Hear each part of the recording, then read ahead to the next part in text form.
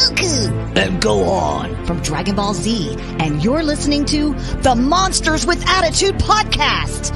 Like, comment, and subscribe. And as always, embrace the attitude! Yeah! Hi, this is Alan Henry. I play King Kong and Scar King in the Monsterverse, and you're listening to the Monsters with Attitude podcast. So, like, comment, and subscribe, and remember, embrace the attitude, yeah! Hi there, I'm David Fielding, and I played the original Zordon in Mighty Morphin Power Rangers. Alpha, Rita and Lord Zed have returned. Their attack on Angel Grove is imminent. We must summon the greatest fighting force the world has ever seen. Call the Monsters with Attitude. The only way to defeat them is by subscribing to all their social medias. May the power protect you. And if all else fails, embrace the attitude. What's up, viewers and listeners and attitude? This guy's Chain 1090, and me and Samson West from the East Coast. Oddly, we're here for another episode of The Raw Attitude. Samson, how are you doing tonight? Doing really well. I'm very excited about this one. This is going to be a nostalgia trip for a lot of us, especially millennials, because this is something that I've heard since I was 10 years old. So it's really weird to be able to go behind the scenes and talk with someone that made my childhood important. Oh, absolutely. Because honestly, I wouldn't have even had an Xbox if it wasn't for Halo. And this man was definitely instrumental to definitely having those core memories of playing Halo 2 as a young lad. Yep. Those online matches were something else. And to hear that, just every time getting that little bit of satisfaction when you got more than one kill or we're on a streak, it made it just mwah. And my best friend was a monster in Halo, and he always got that. He always got pretty high up there with that kill count. And we're still doing it. Me and you were still doing it. Exactly. Honestly, what was it, Monday we played, and we just heard this man's voice Monday also. Yep. Well, enough hyping it up. How about we go ahead and get this party started? Yes, Samson, would you like to do the honors? All right, everybody.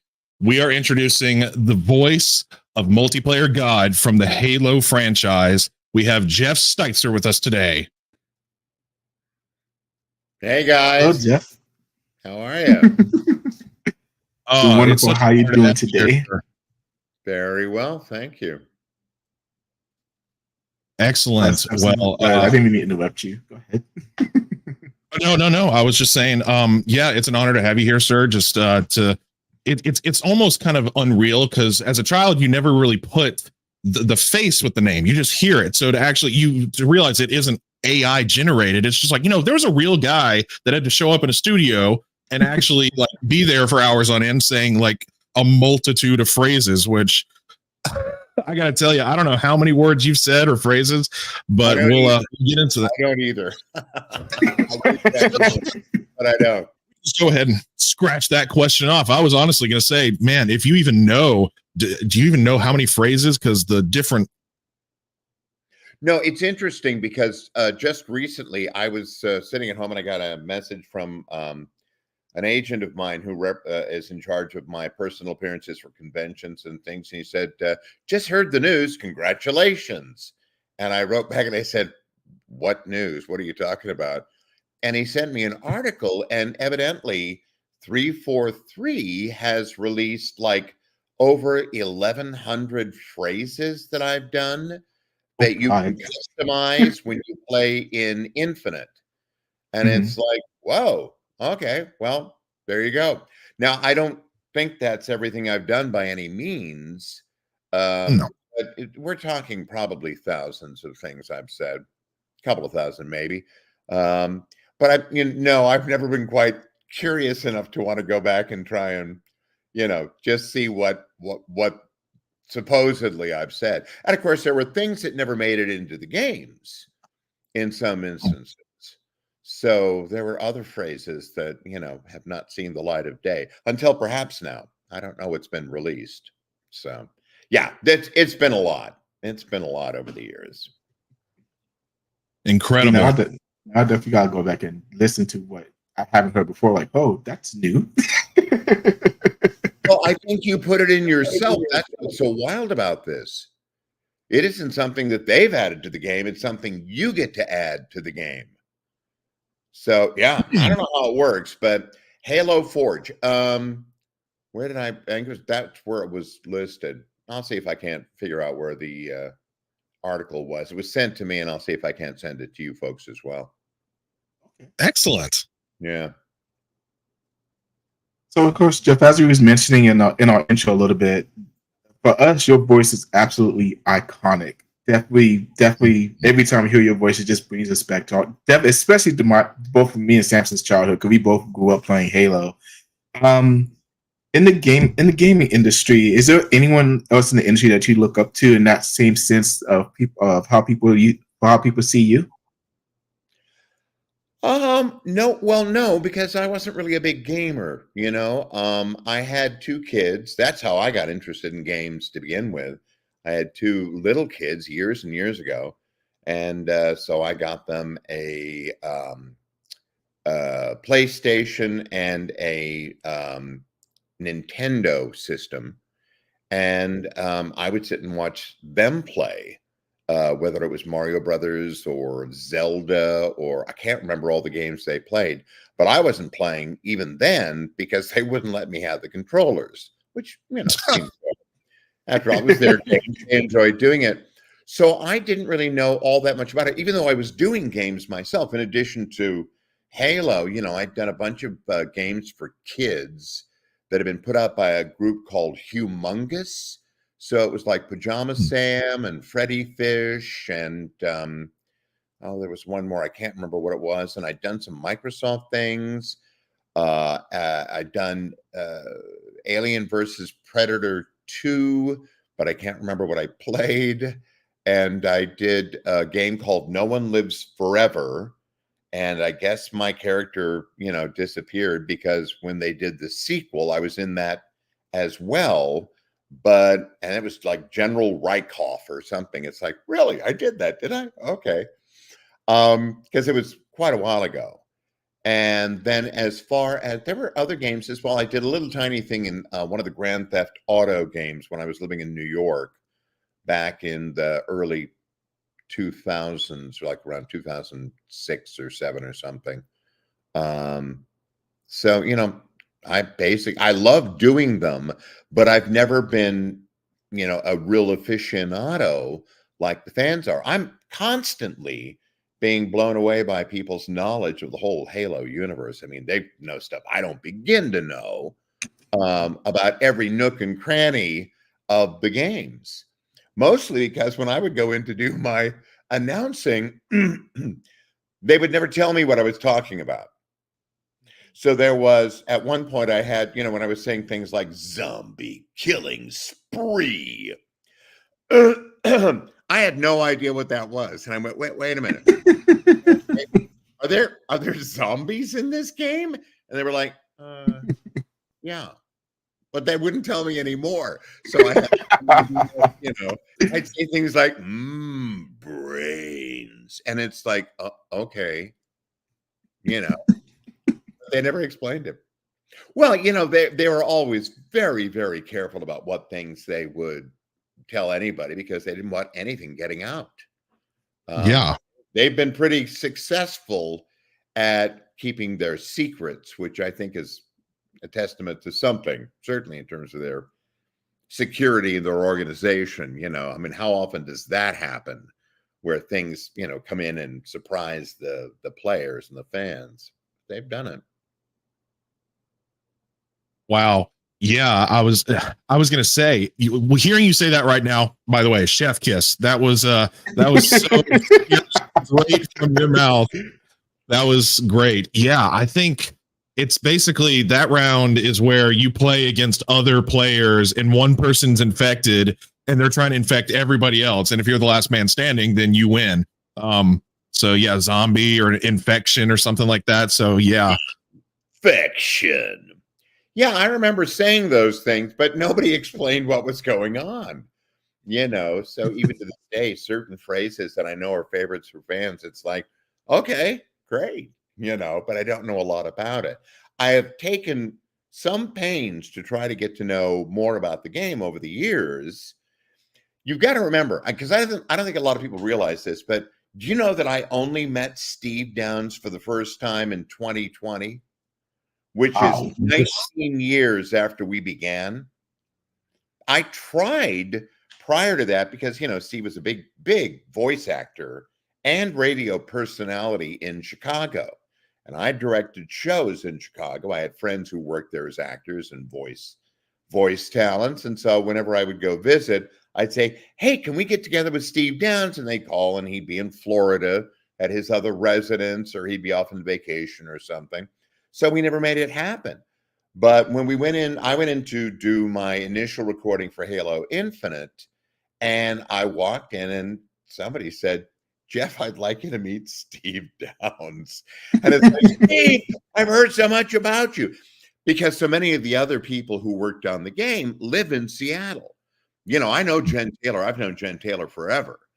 And, she, of course, knows Steve because and in fact, for the longest time, they were not in the studio together when they were often recording their stuff. It was really only with maybe Halo 5, where they actually ended up getting together and recording at the same time. But prior to that, they hadn't. It's kind of wild to think. Since then, of course, I've had a chance to show up at gaming conventions with Steve and get to know him a whole lot better. And of course, he's terrific. He's a great guy. Well, that's excellent. So you were speaking on like how the recordings are done separately, and that actually we were going to go into that for our next one. We were going to say, what was the audition process like for Halo? Like how did you get your foot in the door, and what was that like? Well, I wish the story was more exciting, but for anybody who's a voice actor, excuse me, basically you sit around and if you've got an agent like I did at that time, I hadn't always had an agent. My voiceover career began when I came to Seattle in 1975, and in 1976, I've been doing plays. And there was in particular one commercial producer who loved the work of our group. It was an ensemble. And he would hire us to do commercials. And the guy he used as an engineer, he and I got along great. So when people were looking for somebody to do the kind of thing I could do, he would recommend me. So probably for the first decade of my voiceover career, I didn't ever have an agent, which was unusual, nor was I looking for one. And then I happened to be called by one of the casting people in town to audition for a TV movie. And I said, sure, why not? So I went in, did that. Didn't happen. But as I was leaving, she said, do you have an agent? And I said, no, I've been thinking probably I should get one. And she said, you have any mind? And I said, well, my ex-wife had been with this one group, and I thought maybe I'd talk to them. And the casting person said, well, I'm sure they'd be happy to have you, but there's a new agent in town who is more of a boutique agency, and it might work out well for you. I thought, yeah, okay. And in the way I'm somewhat sorry to say I sort of thought, yeah, I'll get to that at some point, never thinking, when that point would be. And the next morning at 9 a.m., I was still asleep when I got a phone call from the agent saying, I understand you're looking for representation. I'd love to represent you. And I said, okay. And that's how it happened. Well, one day I get a call from her. Her name was Topo Swope. She's still with us, although not in charge of the agency that I joined initially. And she's the daughter of an actress named Dorothy McGuire. And if you were a kid who watched Disney movies and ever saw Swiss Family Robinson, she's the mother in Swiss Family Robinson. And she did a bunch of different things. And she was a Hollywood star at one point. Topo was her daughter, and Topo did films as well. So Topo was my representative. And one day I get a call, as was always the case. And she said, you've got an audition out at Microsoft. And I'd done a couple of things for them. I thought, oh, great. And she said, it's for a new video game. And I said, well, do you know what it's called? And she said, well, I think it's called Halo. And it was like, okay, sure, great. So I showed up for the appointed time, and I went in, and all the men were reading the same copy. which was Master Chief, an alien, as I remember it. And then everybody at the end of the audition had been asked to scream as if they were being destroyed horribly, like having limbs torn off them and stuff like that. And they were doing it at the end of the audition because they didn't want people to shoot their wad before they'd had a chance to do the important audition. And then the girls, when they went in, they were all reading Cortana. And I don't think they were reading an alien, but Cortana. And then they had to scream as well, because, of course, a lot of the female Spartans end up being killed as well. I have a feeling somewhere in the games, I would not be at all surprised if you could hear me screaming bloody murder as I was being destroyed by, somebody in the Covenant. But I never knew for sure. So I did my audition, and after it was over, it was fun. And I said, yeah, thanks, and I went on my merry way, as you do, because anybody with a brain who is an actor walks out of an audition, and if they're smart, they'll just think that's never going to happen. So I was somewhat surprised when, not that long later, my agent called and said, congratulations, you got the job. They want you to play Master Chief. And I said, okay, because again, I didn't know what that was. And so she said, they'll be in touch, when they want you to come in and record. And I went, okay, great. Oh, that's exciting. Well, now they used a lot of Seattle voice actors for that first Halo game. That was before they were going around and getting, celebrities and stuff to come in and do little bits of stuff. And so I'm hearing all this stuff about, this actor has been in and this actor has been in and, another actor's been in. And I'm thinking, isn't Master Chief kind of a big part? Shouldn't they be getting to me? So I found and then I said, because she was cast as Cortana, and I said, have you been in to record? And she went, oh, yeah, I finished everything up like 2 weeks ago. And I thought, well, this is not good. So I called my agent. I said, Topo, everybody I know has been in to record for the game, and we haven't heard anything. And she went, no, but I'll give them a call and see what's going on. Called me back a little while later, and she says, well, I've got good news and I got bad news. And I said, sort of figuring where this was going. And she said, well, Marty O'Donnell, who is in charge of the game, and is, we all know, did the incredible music. Marty didn't know any of the Seattle talent pool, but much to his credit, when he came to town, he wanted to see as many people as possible. He had come from Chicago, which had a great pool of actors, theater actors, film actors, voiceover actors, and he tried to use the local talent, which was great. However, in the case of Master Chief, he got cold feet, according to Topo. Marty disputes this now and says it was never finalized that you were going to play Master Chief. And it was like, okay, fine. And but in any event, so he decided he was going to go with somebody he knew and had worked with, and that was Steve Downs, who lived in Chicago. So I was like, oh, well, but again, it didn't mean anything to me. It's like, because, that happens all the time. I've lost roles on Broadway over the weekend and, things that I've been told I was doing and then it disappeared. It's like, that happens. That's just part of the landscape. So I thought, oh, okay. And she said, but they want you to be the announcer for the game. And I thought, announcer for the game? That sounds, oh, sure, I guess. I thought it was going to be boring. Because the only announcers I knew were, the ones who talked like this, and they were announcers. But again, I didn't know what the game was. Nobody did. So the time comes to do the job, and I get my call, and they say, okay, here's your call time. They want you out at Microsoft Studios on such and such a day and time. And I drive out there and I park my car. And then the first odd thing was they had a security person there that you had to be vetted by. And that had never happened before for any of the game I'd ever done. I thought, whoa, okay, that's interesting. And then Marty O'Donnell came out, because in that situation, you're at the front desk, right? And you have to wait for somebody to come out and get you at some place like Microsoft, which is, kind of intimidating. Yeah. Well, Marty himself came out and, we chatted a little bit. And then he said, come on, I want to show you what we're doing. And I went, okay. So I walk into this room And there are tables everywhere, and every table has a computer console, and every console has somebody sitting in front of it working on the game. And I'm talking about the visuals. And he says, come here and look at the visuals. Isn't this cool? And, certainly for the two-dimensional things I'd seen my kids playing, that first game was sort of mind-blowing. Now we look at it and sort of go, oh, yeah, that wasn't that cool. It was incredibly cool for the time, And it was great. And I saw a Halo ring. I had no idea what it was. He said, this is what the game is named after. It's a Halo ring. And it's like, okay, great. So basically I'm sitting here seeing all this stuff, probably being told things that I quickly forgot because that's just kind of what I do. And he said, oh, we should probably get started. So let's go into the studio. So we went into the studio, and somebody I knew, a guy named Jay Weinland, was the engineer, which was great. And we started doing the recording, but we had to find the voice first because I hadn't auditioned to be an announcer. I'd auditioned to be Master Chief or, an alien or something. He said, well, let's try this. Can you do a little monster truck rally?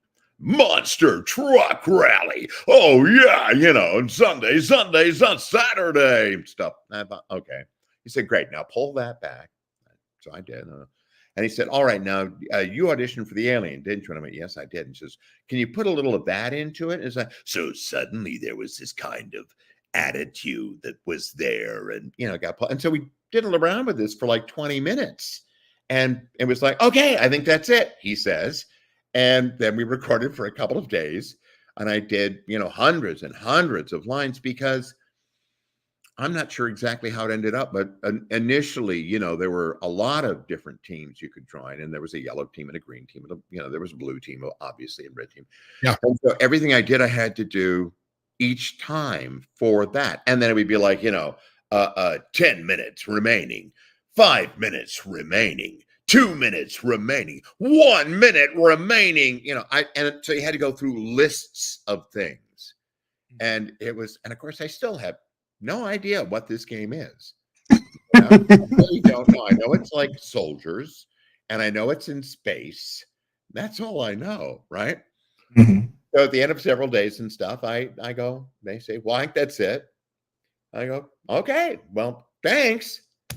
And I leave, and I don't hear another word about it until, 3 years later, I get a phone call, because I wasn't paying attention, from my agent saying, oh, they want you for the sequel. And I said, they're doing a sequel. So the first one did well. That's how clueless I was.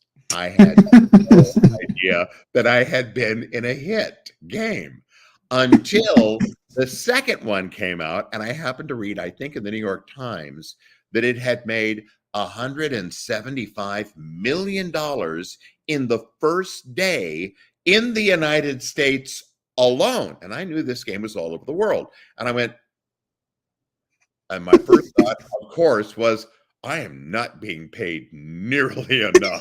I was like, good God. Certainly they can spare a little bit more money for me. But anyway, and so that's how that all came about. So I was almost Master Chief, maybe depending on, what day of the week it is and how Marty feels. But that was what I was told. And instead I ended up being the announcer and have been, for almost 23 years now. Oh, that's absolutely incredible. Wild. And like you mentioned earlier, like there has been so many voices so many things that you've had to say. What's your personal favorite phrase of yours to say? And also the follow up on that, what's the one phrase that people ask you to say all the time? Well, the one I like the most, and I couldn't even tell you exactly why, is unfreaking believable. That's my favorite. I think it's because, and here's the thing about that. When I got the script originally, frickin' was spelled with 2 Ks. Mm-hmm. And I liked it that way because it always made me chuckle because Ks are funny, I think. So unfreaking believe. I could put a lot of attitude behind that. Well, then when Bungie decamped to go off and do Destiny and 343 came in, I went in to do, I think, the fourth game, and the script shows up and it's unfriggin' believable, which I don't think has the same pop to it, frig as opposed to frick, you know? Yeah. But that's what happened. That changed. That's the one I like the most. As far as the one that people ask for the most, I get a lot of Slayer. I get that. Classic. Killtacular. Kilimanjaro. I get that. I'm trying to think. Those are the ones that I think are probably the most popular. When you ask what my favorite phrase is, it's one that did not make it into the game. Ooh. Actually. And there was a reason for it.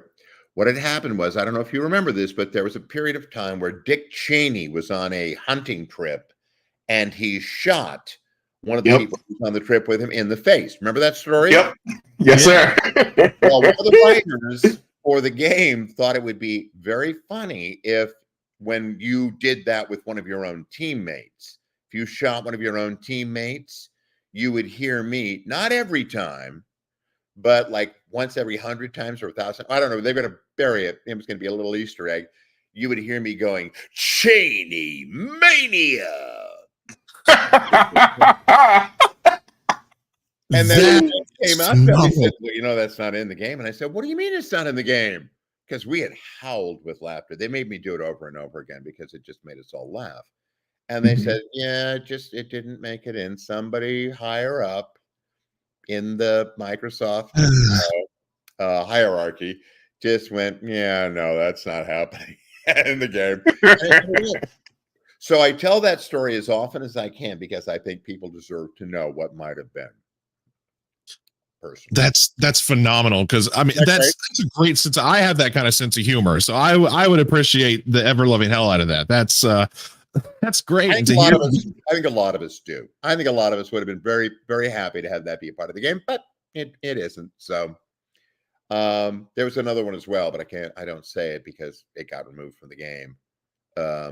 It's kind of a variation on "you stink," but it's not stink, obviously.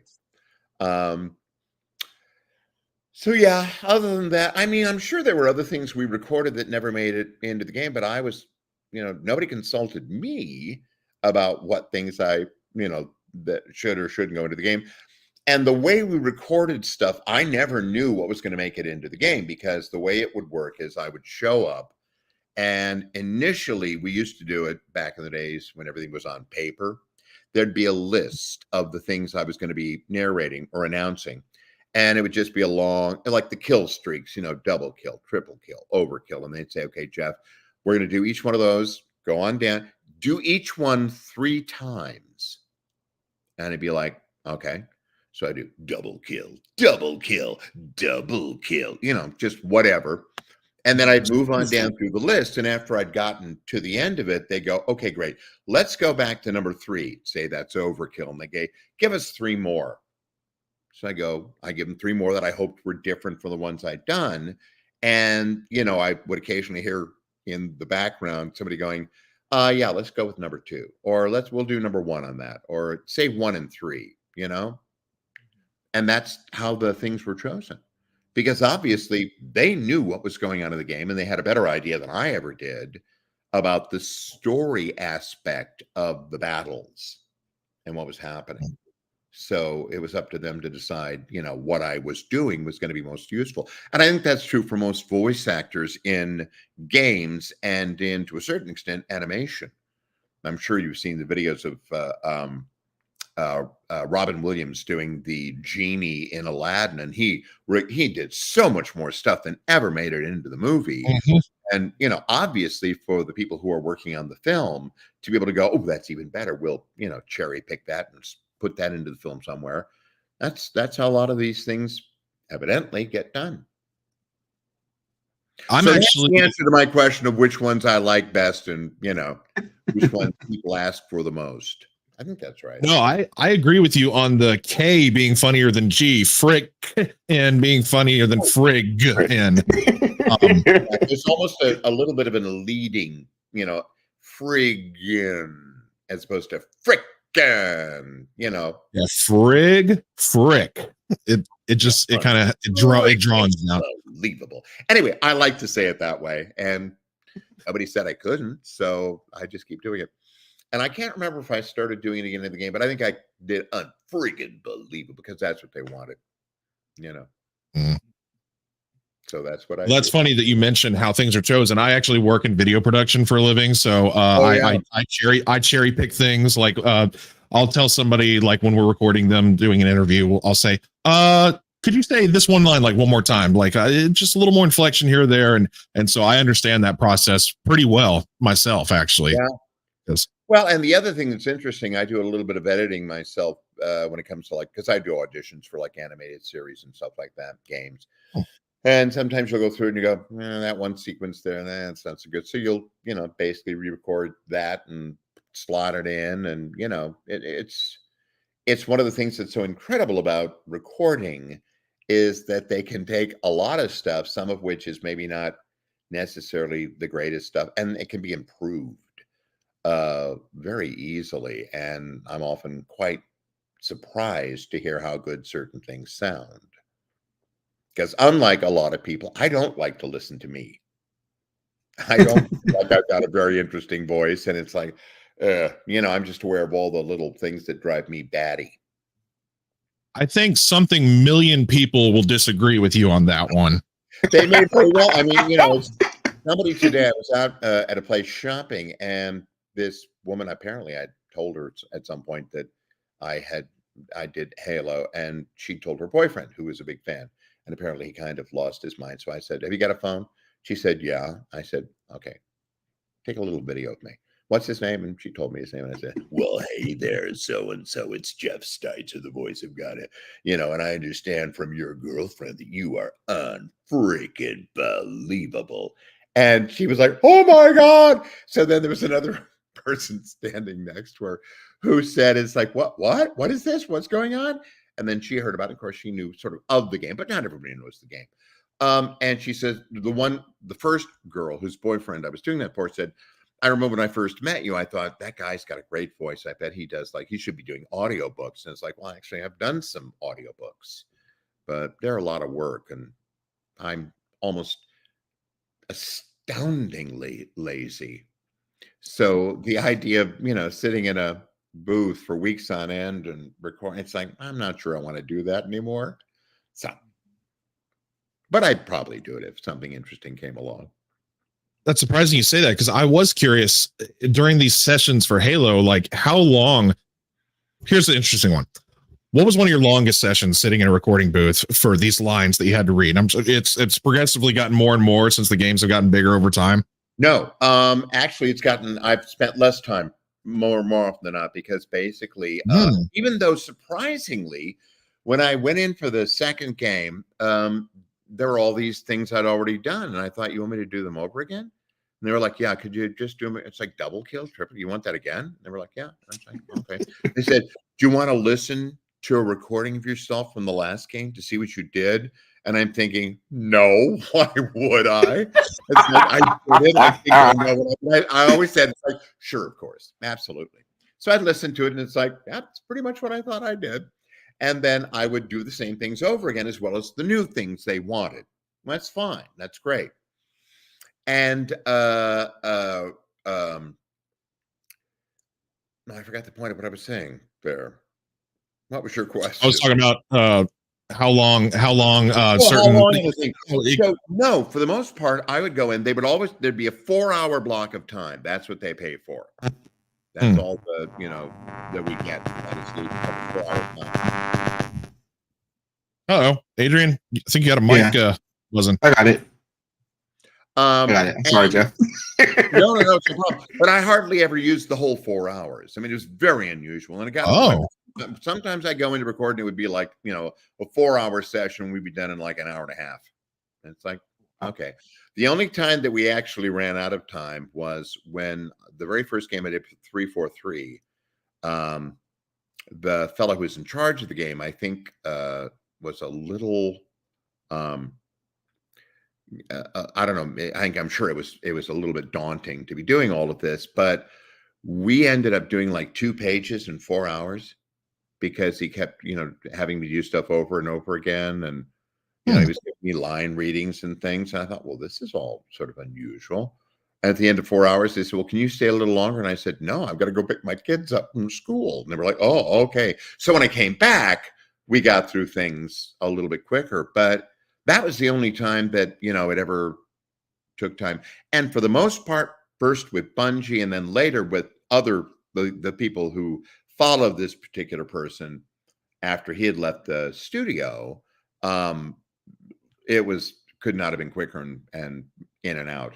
That's kind of what it was. It didn't take that long. Again, because, I've been doing it for almost 23 years, and it's not the only voice acting I've ever done. I've done hundreds of commercials, and I've acted all over the place. And, so it's like I'm reasonably competent at what I do, I like to think.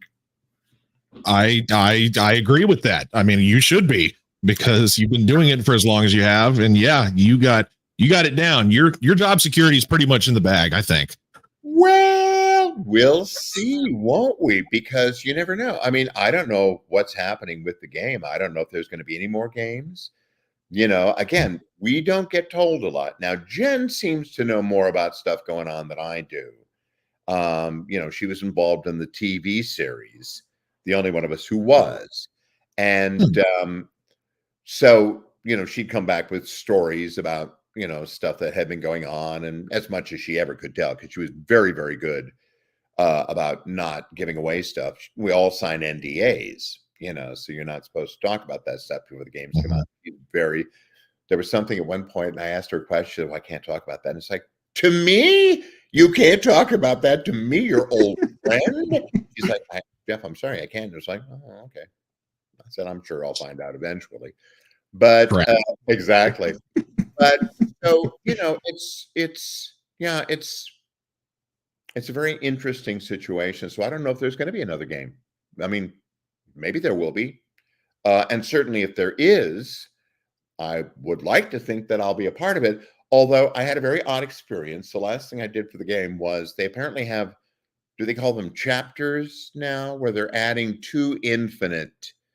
And they had a chapter, I think it might have been called Infection. And there's a malevolent AI that takes over my announcer. Yeah, I'm unfamiliar with this one, actually. I think it's been released. Good.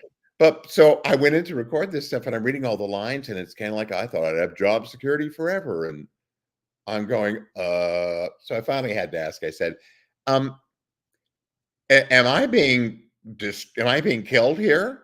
And they were like, no. You come back. And it was like, oh, okay. Well, that's good to know. Sure. That's a little bit odd. And the other thing is that they said, now in this particular chapter, your character is attacked. I went, wait a minute. Excuse me. Character? I'm not a character. I'm the announcer in the multiplayer game. And they went, oh no, you've always been a character. And of course, then my next thought was like, where's my Funko Pop then? Take those to the conventions and sign them. But what would it be? Somebody with a microphone? What do I look like? So evidently I was a character, and this malevolent creature took me over. And I remember we did a little bit of, 2001, that days. I did something like that. And I did a little bit of Max Headroom, something with that. I have no idea what it ended up like, because again, once I'm out the door, it's like they don't call back and say, you want to hear what it sounds like? It's like, I would actually. I'd be very curious to know. So that's the last I heard. So, whether or not I've got job security, I don't know. But you know what? I am so unbelievably grateful for having had the opportunity to be a part of something as incredible as this game has turned out to be. And I hope you realize that when I say things like, well, I don't share the fans' enthusiasm for my voice, that's not the same thing as saying that I'm not unbelievably grateful and humbled by their, devotion and love to the game. There is just no question that it's staggering. It's absolutely staggering to me that people love the game as much as they do. And to be a part of that is amazing. It's just amazing. That actually kind of segues into, I mean, you basically answered it, but that was the next question, was how does it feel to be part of one of the largest video game franchises of all time? Yeah, and just being part of this history, because you're part of history with first person shooting and matchmaking, which I still go online and look at clips of the old days, like the old maps, and I'm like, bring me back. I want to go back. Well, so do I. Well, it's interesting because I honestly did not know for a couple of games that I had fans, that we had fans. I didn't know, and it was only eventually that I guess somehow it would come up, or somebody would sort of hear my voice and go, do you do video games? And I go, oh yeah, I've done some video games. And like what? And I said, well, probably the biggest thing I've done is a game called Halo. And when you see people kind of, it's been so interesting because some people are just like, oh my God, and then there are other people. I've had people who, after I've told them that, they can't look at me or they start shaking. I mean, seriously. Wow. And it's like, well, I mean, I guess I sort of understand that in a way. I'm old enough that I grew up with Walt Disney and with Disneyland. I was raised in Southern California, and I went to Disneyland when it had been open for 2 years. And I mean, anything Disney, I was fanatic about. That's the closest we had to video games. We didn't have any games. And I remember thinking, I would give anything to meet Walt Disney. Although I suspect if I did, I would be speechless. What would I say to him? I'd be so just stunned that it had happened. So when that happens with me, I try to make it very clear. It's like, no, it's okay. It's okay. It's perfectly fine. It's like when you were calling me sir, it's like, no, Jeff, not sir, Jeff. Nobody calls me sir. Certainly none of my friends call me sir. Trust me. That would be they call me many other things. Sir is not one of them. But because you don't sort of want to feel like you're unapproachable. And that's been one of the things that's been the most fun, is when I've been able to meet people like at conventions, or I do cameos, and I do oh gosh, I'm doing TikToks right now, which I'd never done before, and saying things online for folks, and it's great. It feels like an opportunity to give back a little, for all the time and intensity that people have dedicated to the work we do. I can't begin to ever thank the fans of this game the way they should be thanked for having kept it going all these years. That's my feeling about it. Well, you've awesome been part of one of the biggest franchises ever, sir. All right, Jeff. Jeff. Yeah, that's the South British Jeff. Ignore us. It's southern hospitality. I can't help it.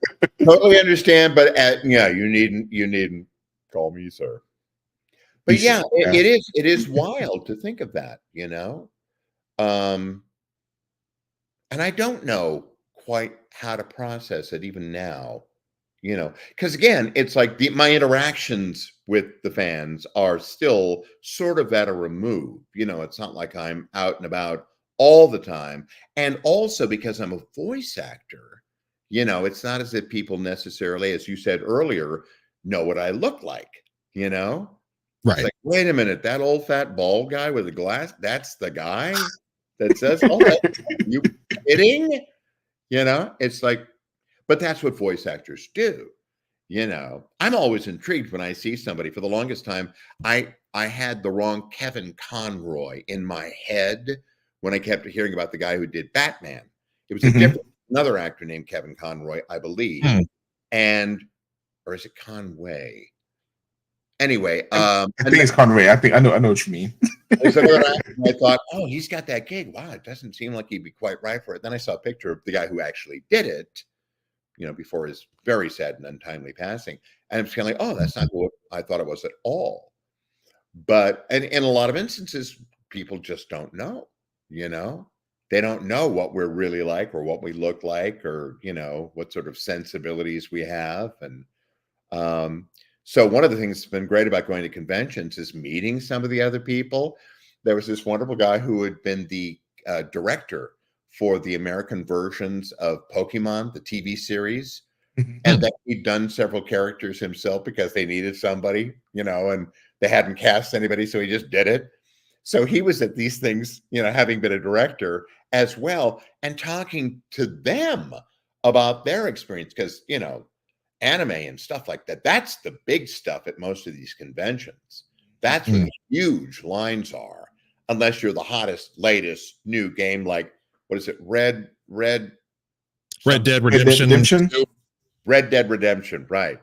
Something like that. Then it's kind of like, oh, look at that line. Oh my goodness, yes. Yeah. It's really, really interesting. The world is so, you know, I didn't know what cosplay was until I started going to conventions.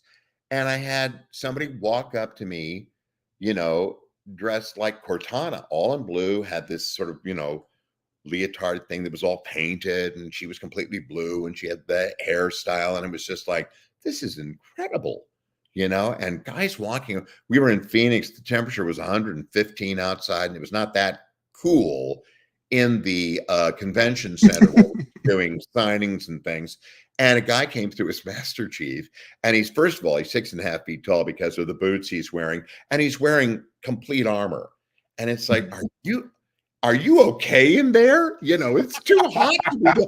No, they're like, everyone takes it real seriously. And I have nothing but, you know, I'm delighted by it, and I respect it a lot. But it is something that was completely new to me. I'm fine. Everything about it is so interesting, so cool. Because we definitely go to a lot of conventions ourselves. And what would you say is your favorite? Would you have a favorite convention story or a favorite moment at a convention?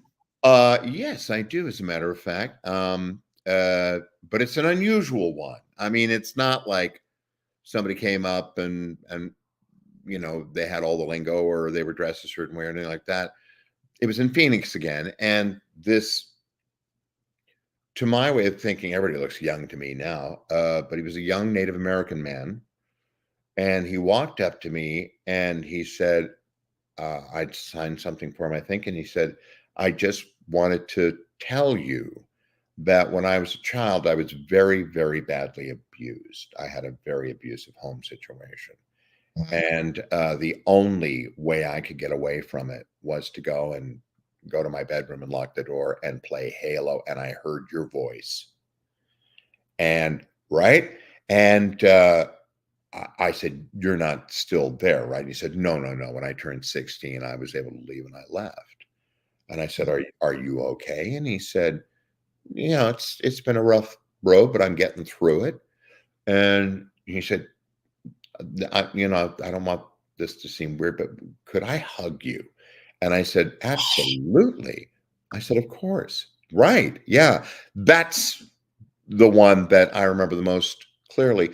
But that was one of many instances where where I realized that, like, this is not just for them, the fans, always a game.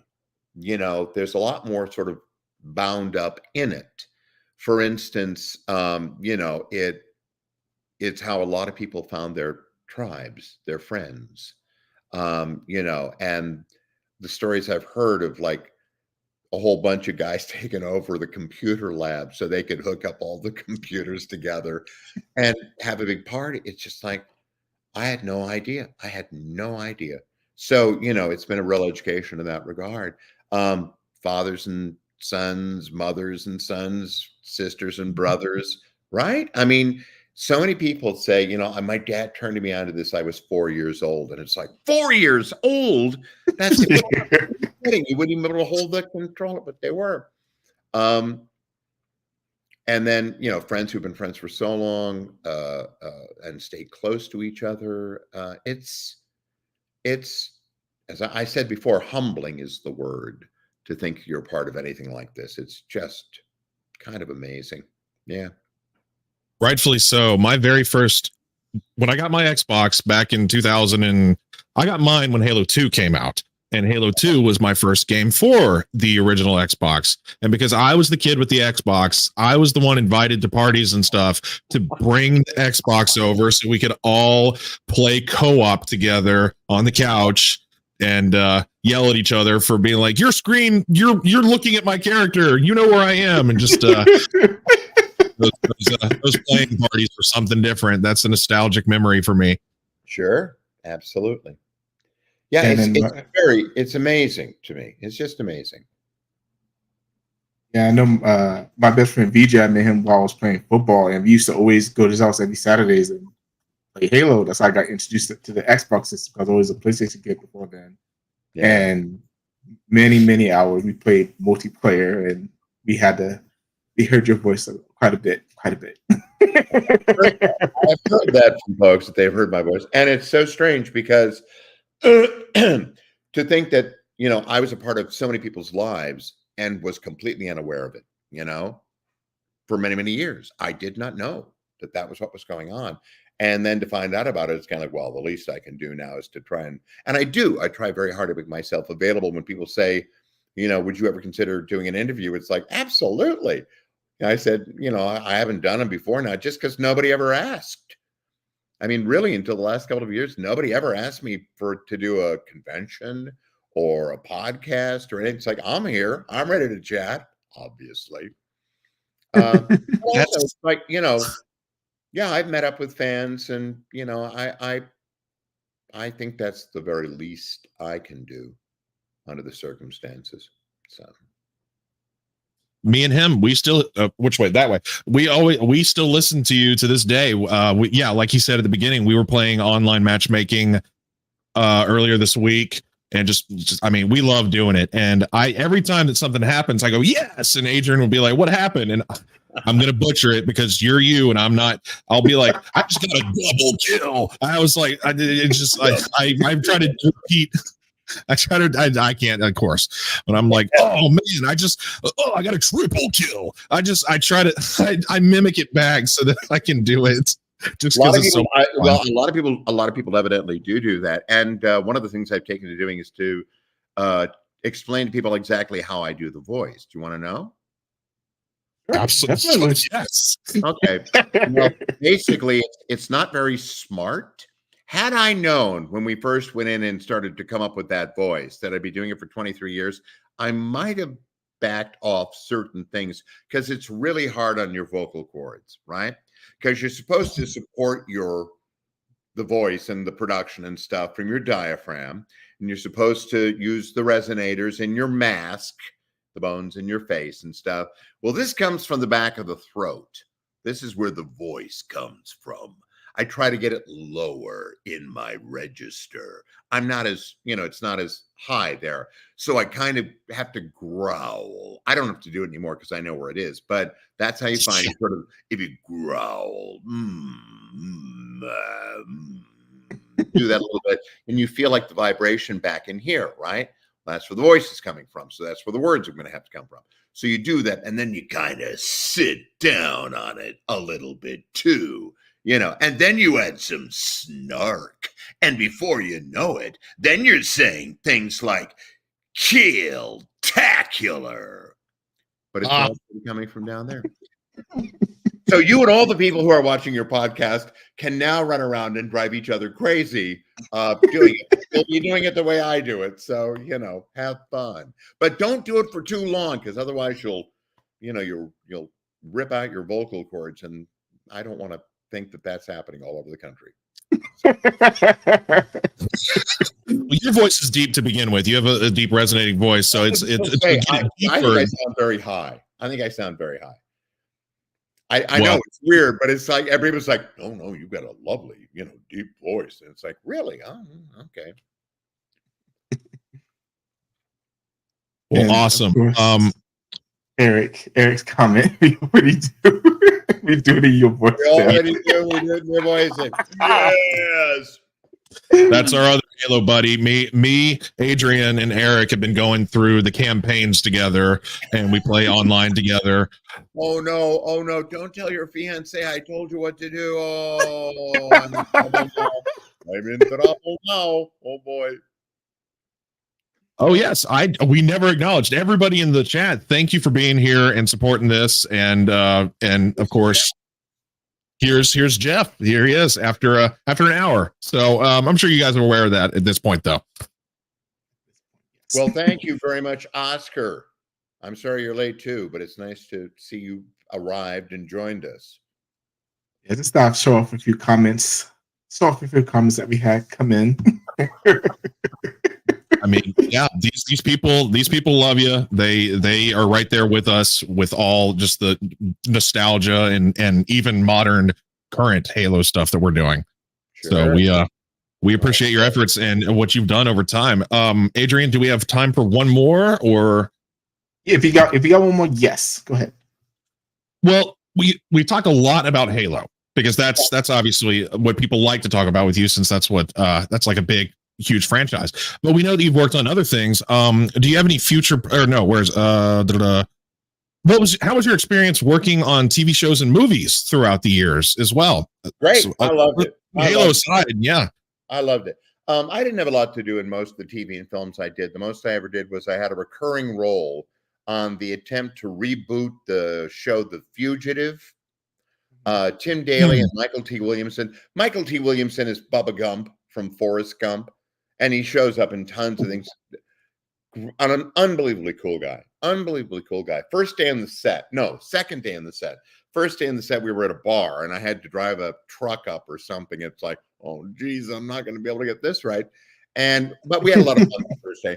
The second day, we went to where we were shooting most of the interiors for the series. It's supposed to be, Kimball is going all over the country, running away from the lieutenant who is chasing him, and us who are chasing him. But it's all being done pretty much in the greater Seattle area. And then all the interiors are being built in this huge airplane hangar. So one of the biggest sets for the show was in the airplane hangar, and it was this great big, it looked a little bit like, when you see newspaper offices, modern newspaper offices with lots of desks and computer terminals and stuff. And then there are like closed offices over on the side for the important people. That's what this was like. And there was a big meeting room. And so we'd all been called into the meeting room. And it was me, it was Kate Walsh, who was in Private Practice and Grey's Anatomy, fabulous actress. Oh God, a young man, his name just slipped my brain. He had been a part of Beverly Hills 90210. And then a guy named Francisco Quinn, who was Anthony Quinn's son. And so we're all standing around and we're talking. We have all this back and forth and what are we going to do? And he's giving us the sort of notion of where we were going to go and try and hunt down Kimball. And one of the actors actually got to his line and he blew it. And so we were like, okay, let's go back. We'll just do it again. Went back to one or whatever it was and did it. He blew it again. And we went back one more time. He blew it a third time. And I think eventually it took him 16 takes. Now, here's the problem is that the more you fuck up, the more you are freaked out by it. And that's kind of what happens. So now he's not thinking about the scene or his line or anything else. TV is done on a very tight schedule, very tight. And I learned pretty early on when I was doing any kind of film or TV, it's like, the one thing you do not do is waste time, because time is money. You just don't do it. You come prepared to go and do your stuff. For whatever reason that day, the actor was just not working, And the hard part is that the director knew him. And he was really yelling at him by the time it was over, which didn't help at all.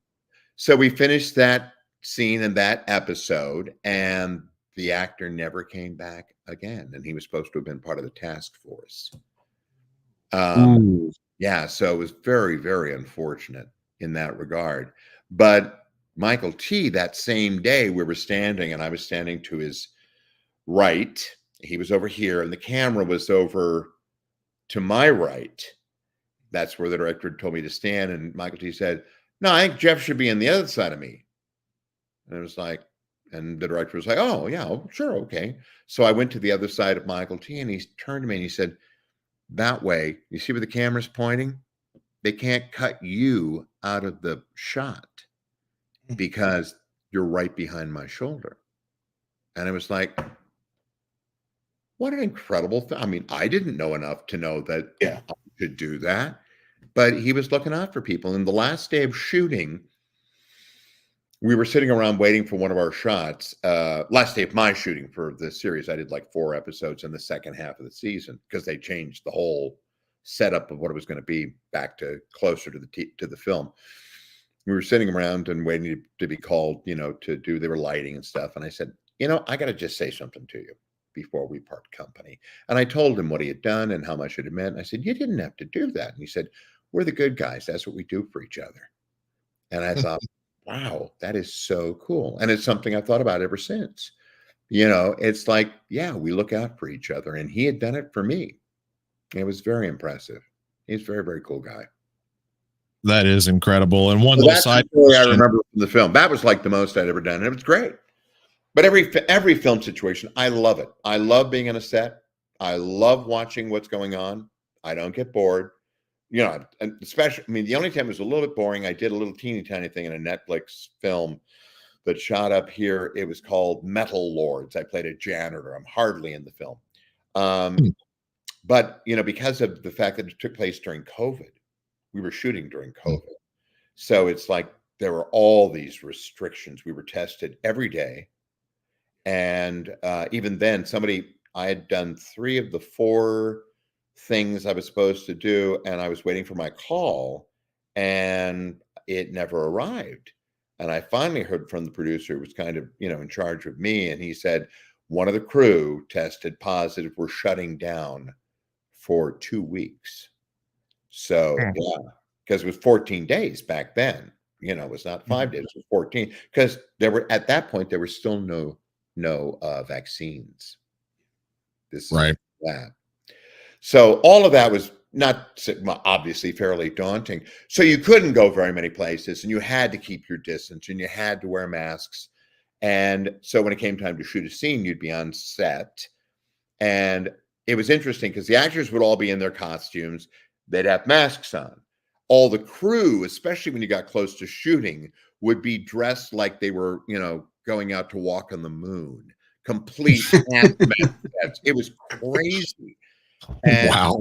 Yeah, it was wild. And so then they'd say, "Okay, masks off," and you'd take your mask and you'd try and figure out where you were supposed to put it. And then they do the shot, and it's like, "All right, masks on," and you'd grab your mask and put it back on. That wasn't the most fun I ever had, although I liked the people that I got to work with a lot. They were sweet young people. So A side question to that, you kind of answered it, but you said that you love being on sets and stuff. It just hit me in the head. What do you like more, the voice work or the television and movies? Do you like being on set or being in a booth? Well, here's the thing that is strange. When I started voice acting, the way it worked was I'd get a call for an audition, especially once I had my agent. And I would go to one of the studios in town, and you'd check in at the front desk, and you'd know the person at the front desk, and you'd chit chat with them. Then you'd walk into a holding area, and there'd be like 6 or 7 of your pals who were also auditioning for it. So you'd catch up with them a little bit. And eventually it would be your turn. You'd get called into the studio, and you'd say a word or two to the engineer because you knew who they were as well. And you'd go in and you would do your, audition. And then after it was over, you'd say, "Do you want another one?" Or they might occasionally say, "Well, let's try it again." But more often than not, it was like, "Okay, it's great." And then you'd walk out and you'd say goodbye to the folks who were still there waiting, and you'd say goodbye to the front desk, and you go home. So you interacted with people. Now you don't, because you're doing everything from home, long distance. That's not nearly as much fun. The thing I realized not that long ago that what I really liked about acting, this is so stupid. It's like, I'm not trying to change the world. I don't love to become other people. I just like to be around like-minded maniacs who make me laugh my ass off. Exactly. That's what I love. So, you can do that if you're doing a play, and I've done a lot of plays. So, you're around a lot of people and you laugh a lot and have a good time, and, you're working, but, you're having a good time. Film and TV, to a certain extent, that happens, although generally you're working with strangers, so maybe it's not quite as comfortable. Voice acting, it used to be that it was great fun. There were producers in town who would gather. They had almost like an ad hoc acting company. There was one guy, Ken, who had a bunch of people he loved to work with, and we'd all show up and we'd be like, "Hey, how you doing? How you doing? How you doing?" And again, we would just, he would count on us to kind of riff and try stuff, and we'd all laugh and have a great time. And I loved that. Just being in a boxy room, with my equipment, occasionally, on some sort of a link up through something like Source Connect or other, that's okay. But it's not as much fun. I like people. Could you tell? So I like to be around them. I like to be around them. So I don't know, but I mean, that's one aspect of it. On the other hand, the thing that pays the most for the least amount of time or effort, because I'm old, and there was a time when I was perfectly happy to spend weeks in a dark room away from everybody else rehearsing a play. Now the thought of doing that is anathema to me. Or doing a run of a show. I was in Mary Poppins on Broadway for a year and a half. And it's like doing the same thing for a year and a half. I could no more do that now than, jump off a pier. I couldn't do it. It would just be, there's not enough time left to want to use it that way, The nice thing about doing voice acting in particular is that basically you go into a studio, if you get to go into a studio, or if you're doing it from home, you do what I told you we did for the games. They'd say, well, give it to us, give us 3 of this or whatever. Or let's do the whole thing. Well, let's go back and we'll do it all again and try this. Great. Can you go a little faster here? Yes. Can you, raise this moment here? It's like, absolutely. Can you sort of make this sort of step out from the text? It's like, sure. And it's weird because the thing where you work the longest and hardest, which is on the stage, pays the least well of almost anything you do in the entertainment industry. I was actually in Hartford, Connecticut, appearing in a musical at the Hartford stage, Kiss Me Kate, playing Baptista.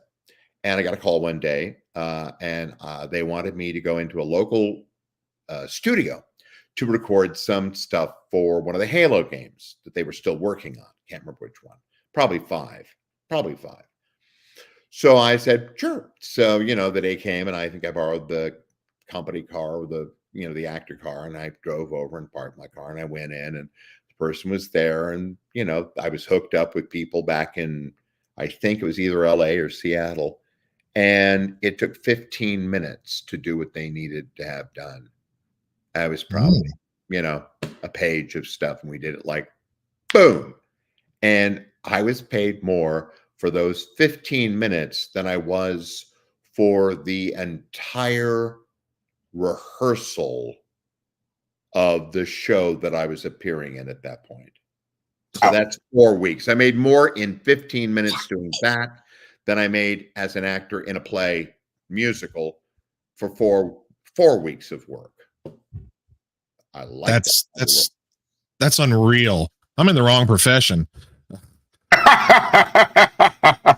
That's just the way it worked out. I mean, and honestly, I'm kind of semi-retired, I think. If somebody wants me to do something, I'm absolutely open to it. And as I say, I do cameos over on cameo.com. I sign autographs through, I have an official online store through CelebWorks, which is the company that handles my personal appearances. I sign autographs at conventions and meet people and do panels, which I love. I love that. And that provides a little additional income on top of my pensions and my Social Security. So all of that's great. And I don't necessarily want to work that much harder than I am right now. I hear you on that one. So if they decide to do another Halo, would you be open to doing the multiplayer? I'm sure they'll probably bring you back for different lines and stuff. Would you do it? Probably it's got to be more than last time. I'd say like $6 million. I would do it. Yeah. I just Reasonable. They've never paid me anywhere near that. Well, I thought I'd put it out there. Aren't you supposed to kind of like put things into the ether? It's like Exactly. Speak into existence. they're never going to pay me that money. Yes, I would do it again. Absolutely. For one thing, I would love to see if the folks who were working in the game, who were, the ones that were in charge of the recording that we last did, if those folks are still working at 343. Because again, I understand there's been a big shakeup in the video game industry. Right now we're on strike, Oh, yeah. So nobody can do any video games at all. And in fact, I think it's going to mean that I can't go to the Halo World Championship, which I've never done. It's happening early October here in Seattle. And I'd had a call, my agent did, from this person who was putting together the talent. It was going to be Steve and Jen and me. And I always love getting together with them. And I thought, yeah, it's great. That'd be super. Well, we may not be able to do it because it's Microsoft, I think, must be sponsoring the World Halo Championship or something, or they're involved in a way, and we can't do anything for them because it can't be perceived that we're working for somebody that we're striking against. understandable. Yeah. So, and of course, the whole thing right now is about AI, of which I know very little, really. The Terminators are taking over. That's pretty much all that's happening. Judgment Day. I love Judgment Day. I love that movie. I thought it was so fun. It's great. Yeah, I don't know what's going to happen. Who knows what's going to happen? But in the meantime, I've sure had a lot of fun, which is the bottom line for anything I do. I've got to have fun. The money's never going to be enough, so it better be fun. Well, with the sales, you're 6 million. That's not a problem. The sales of Halo, you should be covered. Well, I'll tell you one more story, and that is when the game was first released. Marty O'Donnell told us that he went to the folks at Microsoft and said, one of the reasons this game is as successful as it is because of these voice actors. I think they ought to get like some little tiny percentage in royalties of all the games. And Microsoft said no. And so Marty didn't pursue it. Now Steve's attitude is, he said, the cameos, the conventions, those are our royalties. And it's like, sort of, yeah. Although I would have taken royalties before now. We're very happy. Yeah. But that's one of the things as well that's happened over the years in games. I mean, the union is a little bit to blame because they didn't take games seriously when they first came out. It was kind of like, yeah, that stuff. It's like, that's not going anywhere. Well, okay. Surprise. Let's see. How many Xbox controllers do I have? Here's one. There's one down there. There's another one over there. Yeah, I wish I could be like Steve. Whenever Steve does one of these things, he's got a room he does them in, and the whole back wall is filled with Halo stuff. He's got an energy sword. He's got a helmet. He's got all the action figures. He's got the game. It's a whole wall. It's really cool. Kind of like how my setup is this for Godzilla.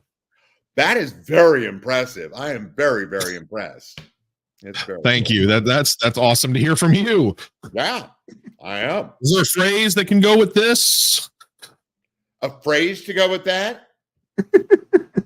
Oh, you mean like just looking at that, I think it's absolutely kill-tacular. Something like that, you mean? Okay. All right, I'm going to pass out now. That's again, chef kiss, sir. Jeff, it's hard. I can't help it. I'll start calling you sir, and you won't like it. I already got this. We were going to be friendly, and now what's happened? Well, the grade's already here and here, so it's coming already. Yeah, I don't want to hear about it, pal. What's left is turning gray. You can't really see. I can. When the sun hits it, it's kind of like, oh, dear God in heaven. This is so bad. Well, Jeff, again, thank you so much for your time today. We'll definitely go ahead and wrap up. It's been a delight. I've enjoyed it so much, guys. I really appreciate your reaching out. Yeah. Take care. Good luck with Monsters Without Attitude. No, Monsters with Attitude, right? Yes, sir. Yes, Right? Yes. Okay. I guess before we go, Jeff, did you want to tell everybody your socials, how they can get a hold of you? Oh, yeah. There are a couple of ways. I have a website. It's called Jeff Steizer, voiceactor.com. If you go there, there are links there to the different things that you can, if you want to employ me, you can do that from there. If you want to get a cameo, that'll send you to cameo.com. If you want to get something from my online store, that'll send you there. And then I also, although nobody's taken me up on it, I am available for one-on-one video calls if people just want to chat. I thought that would have been kind of a cool thing, but I mean, I think I know someone who might take you up on that offer. Eric. Eric, yeah. But anyway, so yeah, that's a good way to go about finding me is at my website. Or you can go to Celebworks, which is CELEBWORX.com. Not works like, it works, but works, WORX.com/Jeff Steizer. And I think as I say, with Cameo, it's cameo.com/Jeff Steizer. It's not hard to find me because, just put my name in there and this face will come up. Well, actually, a younger version of this face is what they're using for those sites. I look better. I've been youthened, like Harrison Ford in the last Indiana Jones. Oh, yeah. All this de-aging stuff. Yeah. Once they can figure that out in real life, I'm going to be golden, I tell you. Well, I had a blast. It was great talking to you, hearing your voice, hearing the different catchphrases, and just getting to have your stories, just everything behind the scenes about growing up with this. And it was a real pleasure. Oh, thank you, Samson. I appreciate that. It's very, very cool. Adrian, thank you as well, man. This has been great. I really appreciate it. It was great having you on for sure. I guess to close up, as always, everybody, just remember everybody's opinions matter, good, bad, or indifferent. But at the end of the day, just remember to embrace the attitude. Good night, everybody. Embrace the attitude.